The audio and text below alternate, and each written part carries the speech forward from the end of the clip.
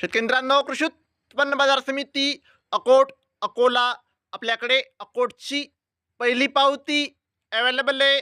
त्यामध्ये 7,760 रुपयांचा नंबर एक क्वालिटी कापसाला भाव अकोटमध्ये मिळालेला आहे. शेतकरी मित्रांनो, आज अकोट येथे कापसाची आवक होती 780 क्विंटल.